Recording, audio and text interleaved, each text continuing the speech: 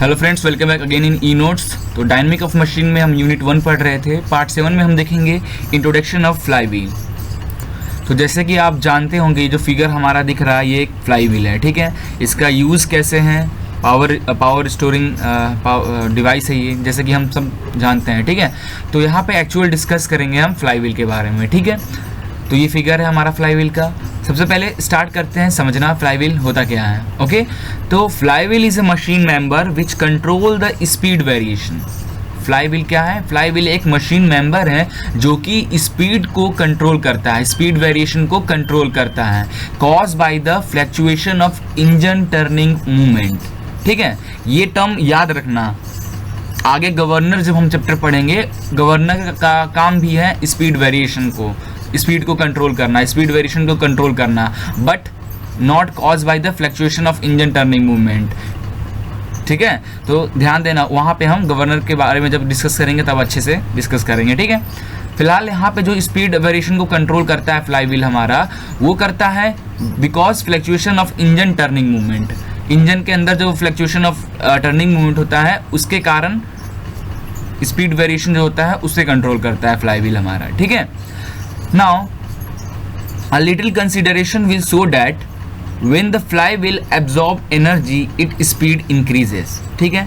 flywheel absorb energy, absorb कब करता है flywheel हमारा एनर्जी? जब हमारा पिस्टन जब कंबसन चैम्बर में जब कंबसन होता है, पूरा जो फ्यूल का एनर्जी है पिस्टन पे एक्ट होता है, तब वो पिस्टन का पावर जो पिस्टन पे एक्ट हुआ, पिस्टन टीडीसी से बीडीसी पे आया, तो जो पावर स्टोर हुआ वो कहाँ ट्रांसफर होता है? फ्लाई व्हील पे।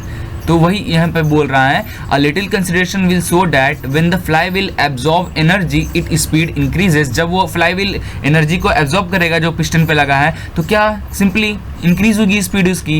And when it release energy, उसके बाद जब हमारा पिस्टन बीडीसी पे आ जाएगा, बीडीसी से टीडीसी पे जाने के लिए क्या करेगा? हमें फ्लाई व्हील पिस्टन को एनर्जी देगा, तो भाई it release energy the speed decreases. तो उससे क्या होता है? उसकी स्पीड थोड़ी कम हो जाती है, बट वो इतना ज़्यादा स्पीड से होता है कि हम स्पीड को यहाँ पे डिक्रीज इंक्रीज को निगलेक्ट करके चलते हैं, ठीक है।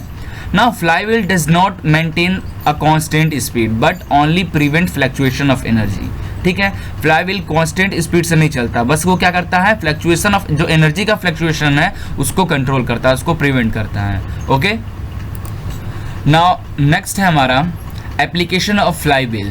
फ्लाई व्हील का यूज़ कहाँ कहाँ है? It is use in steam engine, ये हम सब जानते हैं। It is use in balancing of reciprocating compressor and pump.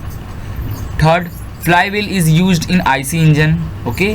Fourth one is it is also use in punching press and swing machine. Manufacturing process आप पढ़े होंगे, तो उसमें पंचिंग हाइड्रोलिक प्रेस होता है पुराने, जो अब तो काफ़ी एडवांस हाइड्रोलिक हो गया। पहले जो था वो आप यूट्यूब पे काफ़ी वीडियो आप सर्च करोगे तो उसमें आपको दिख जाएगा फ्लाई व्हील लगा रहता है और फिर वो पंचिंग के लिए यूज़ करते हैं उसको, ठीक है। ऐसा आप यूट्यूब पर सर्च मारोगे तो आपको मिल जाएगा, ओके। नाउ अब दो टॉपिक और इस वीडियो में हम कवर करेंगे, that is fluctuation of speed और coefficient of fluctuation of speed. इससे पहले लेक्चर में हमने फ्लैक्चुएशन ऑफ एनर्जी पढ़ा था, ठीक है। तो ध्यान देना, फ्लैक्चुएशन ऑफ एनर्जी और फ्लैक्चुएशन ऑफ स्पीड दोनों में अंतर है, ओके।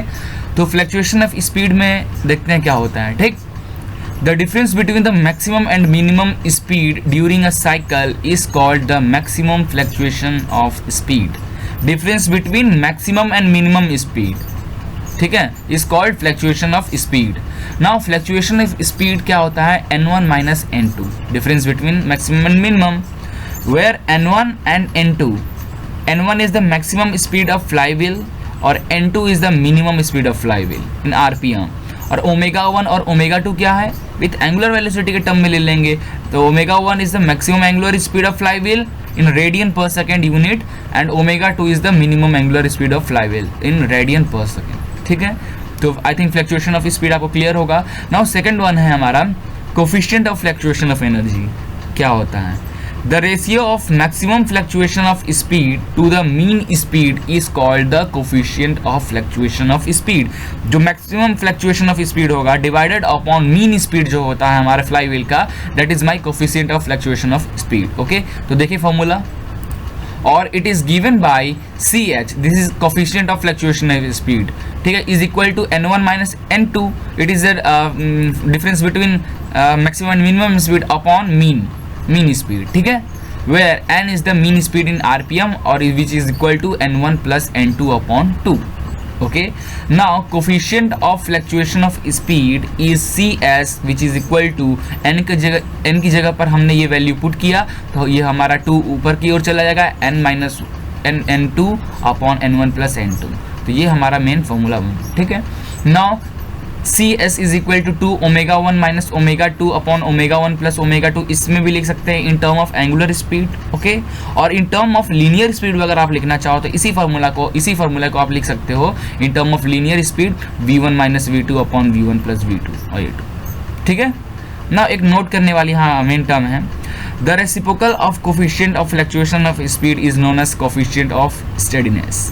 ठीक है, कोफिशिएंट ऑफ स्टेडीनेस कोई पूछे क्या होता है तो ये क्या होता है, reciprocal of coefficient of fluctuation of speed, that is coefficient of steadiness, और it is given by m से डिनोट करते हैं which is equal to 1 upon coefficient of fluctuation of speed which is equal to, हम ये वाले formula को उल्टा कर देंगे n upon n minus 1/2 n minus n2. This is my coefficient of steadiness. Okay, so यहाँ पे हमारा ये चैप्टर का सेकेंड लास्ट लेक्चर है. इसके बाद हम एक लेक्चर और अटेंड करेंगे तो और हमारा ये डोम का फर्स्ट यूनिट खत्म हो जाएगा. ठीक है, तो नेक्स्ट चैप्टर में हम डिस्कस करेंगे energy stored in a flywheel. Okay, तो thank you for watching this video. Please like and share it and don't forget to subscribe.